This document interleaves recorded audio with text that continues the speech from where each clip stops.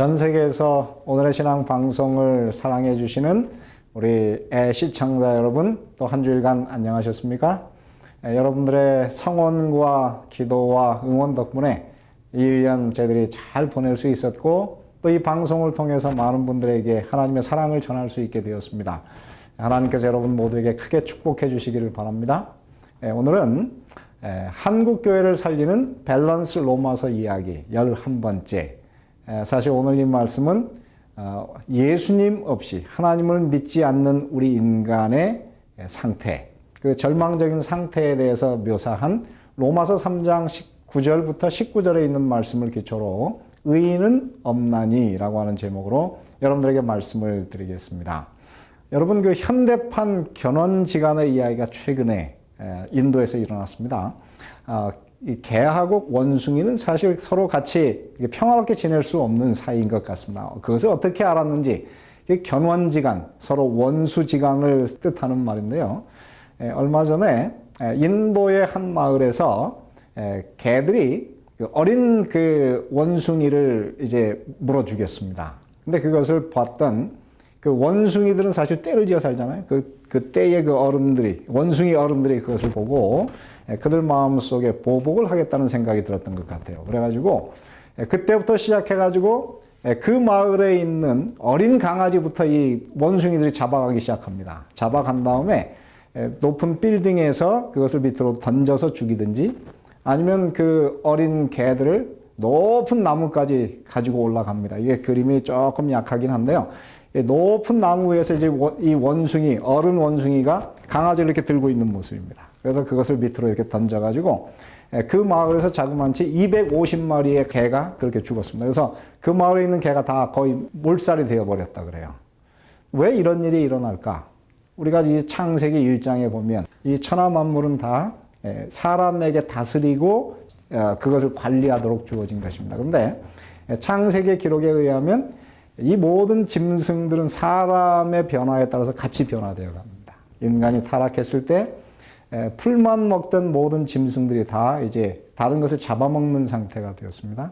인간이 더 악해지면서 또한 짐승들은 더 악해지게 되었는데, 오늘 이 세상의 사람들이 다 이렇게 원숭이와 그리고 이 개처럼 서로 같이 지낼 수 없는 견원지간의 상태로 점점 우리의 그 심성이 더욱 황폐되고 나빠져 가지 않나, 그런 생각을 제가 이것을 보면서 하게 되었습니다. 그런데 사도 바울은 사실은 그 자신에 대한 통찰이기도 할 것입니다. 그런데 성경, 특별히 시편에 있는 말씀을 여러 개를 인용해 가지고 하나님 없는 인간이 얼마나 절망적인 상태에 있고 얼마나 부패한 상태에 있는지를 로마서 3장 9절부터 19절에 이렇게 묘사를 하고 있습니다. 그러면 어떠하뇨? 우리는 나으니요? 결코 아니라. 유대인이나 헬라인이나 다 죄 아래 있다고 우리가 이미 선언하였느니라. 기록된 바 의인은 없나니 하나도 없으며 깨닫는 자도 없고 하나님을 찾는 자도 없고 다 치우쳐 함께 무익하게 되고 선을 행하는 자는 없나니 하나도 없도다. 오늘 여기서 계속 반복되는 단어가 무엇인지 보이시죠? 없나니. 그리고 또 하나는 다, 헬라어로는 사실 다 그러면 파스 혹은 파싸 그래가지고 굉장히 강조되는 그런 단어입니다. 그 다음에 계속 보겠습니다. 그들의 목구멍은 열린 무덤이요, 그 혀로는 속임을 일삼으며 그 입술에는 독사의 독이 있고 그 입에는 저주와 악독이 가득하고 그 발은 피 흘리는 데 빠른지라. 파멸과 고생이 그 길에 있어 평강의 길을 알지 못하였고 그들의 눈앞에 하나님을 두려워함이 없느니라. 이게 없느니라는 단어가 또 한 번 나오죠. 함과 같으니라. 우리가 알거니와 무릇 율법이 말하는 바는 율법 아래에 있는 자들에게 말하는 것이니 이는 모든 입을 막고 온 세상으로, 이게 또 모든, 온, 사실 이게 다 헬라어로는 파스, 모두 그런 뜻입니다. 그래서 온 세상으로 하나님의 심판 아래에 있게 하려 함이라. 사도 바울은 그가 이 사람에 대해서, 특별히 자기 자신에 대해서 통찰하면서 그는 뭐라고 하냐면 나는 죄인 중에 괴수라. 이 죄인 중에 괴수라는 말은 사실 그 문장을 그냥 번역하자면 이런 뜻입니다. 죄인들을 악질부터 시작해서 앞에부터 이렇게 세워놓으면 이제 제일 앞에 넘버 원으로 서야 될 사람은 바로 자기 자신이다. 자기가 죄인 중에 프로토스 넘버 원이다. 그런 뜻입니다. 그래서 사도 바울이 어떻게 자기 자신에 대해서 그렇게 죄의 심각한 죄 가운데 빠져 있는 것을 그가 알게 되었을까? 사도 바울은 하나님의 그 영감을 따라서 시편에 나와 있는 인간의 본성에 관한 묘사를 다 이렇게 모으게 되었어요. 모은 다음에 그것들을 다 이제 하나의 명문장으로 그것을 다 이제 꼬매서 하나의 문장을 만들었는데 이렇게 처참한 모습을 보게 되었습니다. 그래서 사도 바울은 그가 한 번도 내가 다 이루지 못했다.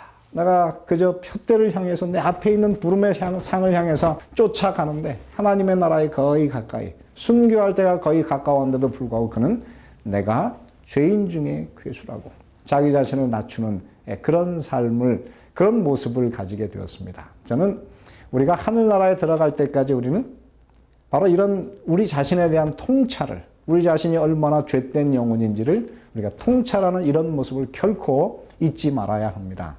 제가 참으로 이 그리스도인으로서 보면서 현대 많은 그리스도인들은 그들이 이렇게 심각한 죄 가운데 있다는 사실을 잊어버리고 그것을 망각하고 사는 것이 가장 큰 문제인 것 같습니다.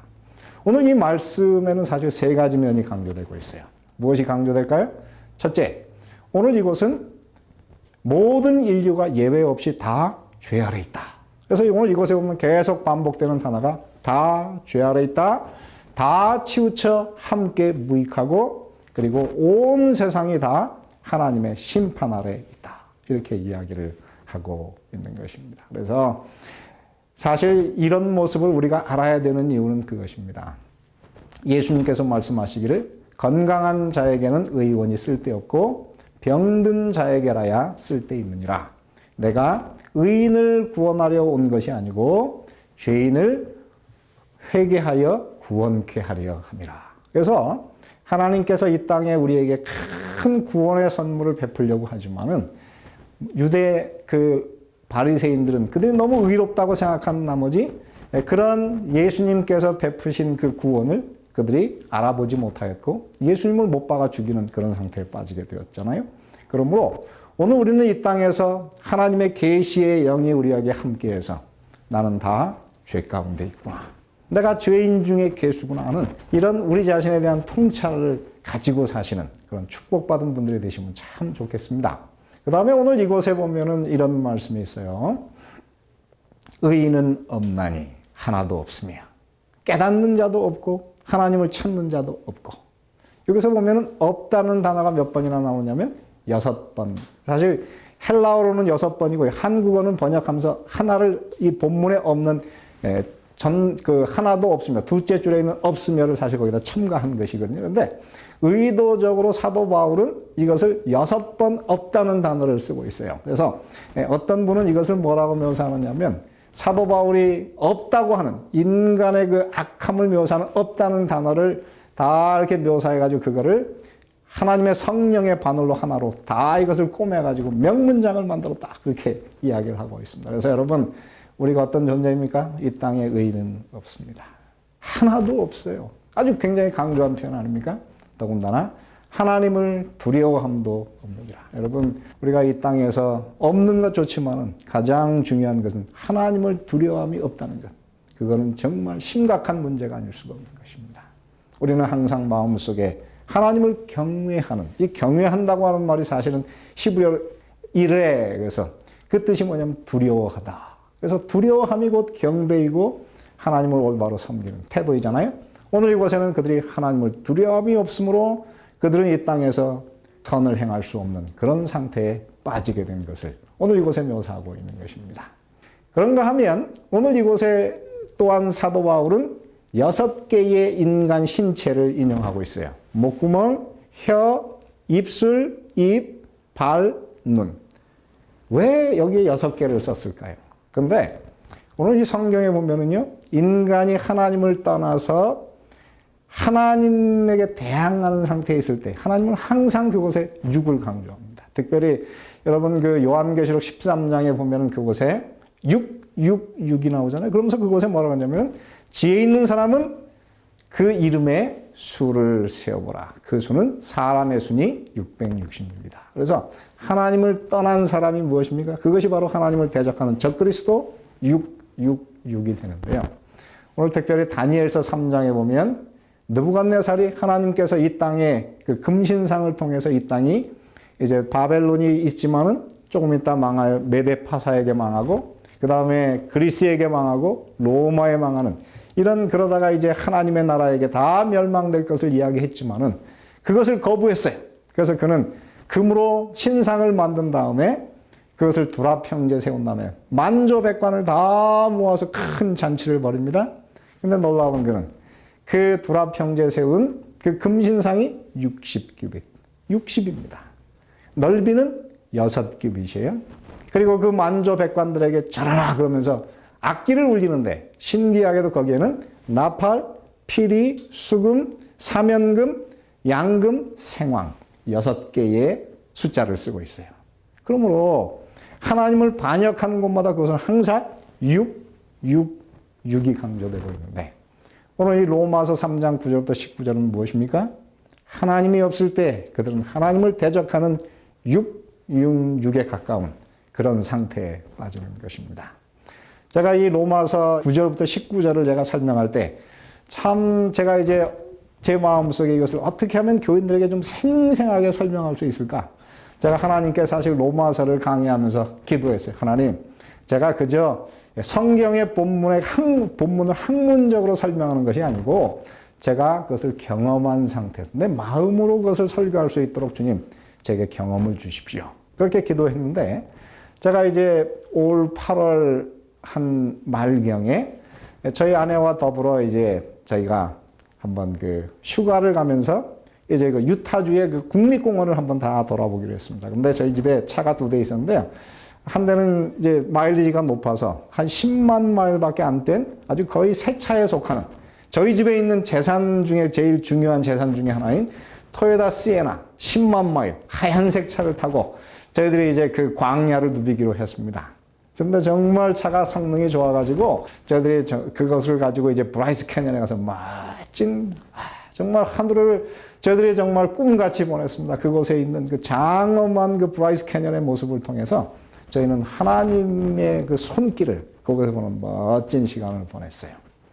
그런 다음에 이제 그 다음 날 저희가 이제 예배를 드리고 오후에 사실은 이제 거기서 머물러 있다가 이제 그 다음 날 집으로 돌아와야 되지만은 이 브라이스 캐년의 감동이 너무 커가지고 조금 욕심을 냈어요. 좀 더 가서 한 곳을 더 보자. 그래가지고 저희가 이제 거기서 더 깊이 가가지고 그 모함이라고 하는 도시에 가까운 그 이제 알치스 내셔널 파크하고 캐년랜드 내셔널 파크라는 그 공원을 저희들이 보기로 하고 그렇게 이제 욕심을 내서 갔습니다. 근데 한 3시간을 갔을까요? 그날 낮 온도가 120도가 넘었습니다. 그래서 그 뜨거운 날 저희들이 이제 에어컨을 켜고 신나게 이 고바위길을 막 쫙 달려가는데 갑자기 안에서 엔진에서 고열 상태로 쫙 올라가면서 빨리 여기서 멈춰라. 그런데 제가 새 차가 이럴 수가 있나? 아마 잘못된 걸 거야. 그리고 저희들이 잠깐 섰지만은 조금 온도가 내려가자. 그냥 저희들이 또 몰고 목적지까지 가자. 그러고 갔습니다. 그런데 저희들이 어디에서 멈췄느냐면은 바로 이 유타주의 그린리버라고 하는 도시에서 나중에 한 일이지만 그때 섰으면 괜찮았을 건데 안 서가지고 엔진이 그냥 다 타버렸어요. 그래가지고 이 차를 이제 토잉을 해서 가야 되는데 보험회사에 전화를 했더니 한 4시간 만에 보험회사에서 왔어요. 그래가지고 저희를 토잉해가지고 이제 갔더니 그때가 롱 위켄드, 레이벌데이 위켄드라 그 차를 고칠 모든 그 샵이 다 문을 닫았고 저녁 8시가 됐습니다. 그래가지고 그 차를 고칠 데가 아무데도 없고 그 사막에서 이제 솔트레이크 시티까지 그 차를 토잉하려고 그러면 4시간 걸리고요.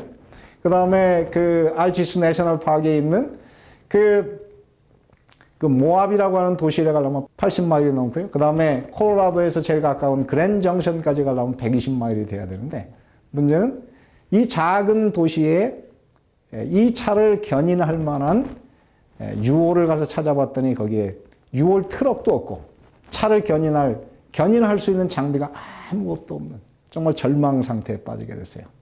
저는 그때 그 경험을 통해서 하나님께서 제게 이런 말씀을 주십니다. 바로 그 사막에서 망가진 그 차가 바로 죄 가운데 있는 우리 사람의 모습이란다. 그렇게 제게 하나님께서 계시의 말씀을 주셨어요. 제가 그 차를 토행하기 위해서 정말 많은 노력을 기울였는데 결국 한 사람이 이제 차를 이제 LA로 운송하는 회사에서 그것을 400불에 이제 그것을 해주겠다 그래가지고 계약을 쓰고 저는 이제 모든 문제가 해결되어 가지고 제가 거기서 이제 그레이하운드를 탔는데 그레이하운드가 13시간이면 올 것이지만 그 전날 그 차가 안 와가지고 하나가 차가 이제 결번이 돼가지고 그 밤에 제가 눈을 뜨고 그 밤을 제가 사실 그 차를 기다리다가 새벽 3시에 그 차를 타고 이제 집에 왔는데 13시간이면 올 차가 여기 쓰고 저기 서더니 19시간 만에 집에 왔는데 완전히 탈진이 돼가지고 완전히 정말 기진맥진해서 제가 집으로 돌아왔습니다. 나중에 이제 제가 이제 드디어 운송회사를 기다리는데 어느 날 전화가 왔습니다. 하는 말이 400불이 아니라 1,800불을 내십시오. 결국 그 사람한테 완전히 사기를 당해가지고 제가 결국 그 차를 다시 찾기 위해서 다시 그린리버로 제가 다시 차를 타고 돌아가야만 하는 일도 생겼고 나중에 어찌해서 그 차를 다시 제가 돌려받았을 때는 자그만치 시간이 5주가 지난 다음에 가까스로 제가 5,000불을 내고 그 차를 고치게 되었습니다. 제가 그때 그 경험을 통해서 무엇을 배웠냐면 죄 가운데 있는 인간은 바로 인간 스스로 빠져나올 수 없는 절망 가운데 이 바로 시에나와 같이 사막 한가운데서 망가진 그 차 같은 그런 존재구나 하는 것을 제가 그때 배우게 되었습니다. 그때 제가 이 말씀을 가지고 이 경험을 가지고 우리 교우님들에게 바로 이 로마서 3장 9절 의인은 없나니 하나도 없으며 그 말씀을 설교하면서 우리 모든 교인들이 공감하고 은혜를 함께 나누었던 그때가 있습니다. 여러분 그러나 절망하지 마십시오. 우리는 바로 이 시에나와 같이 망가졌지만 바로 이 차를 수리해서 새 것으로 만드실 복음이 바로 그 다음 로마서 3장 21절부터 기록되어 있습니다. 다음 주에 이 생생하고 참으로 가슴 떨리는 이 놀라운 복음의 이야기를 여러분들에게 나누어 드리겠습니다.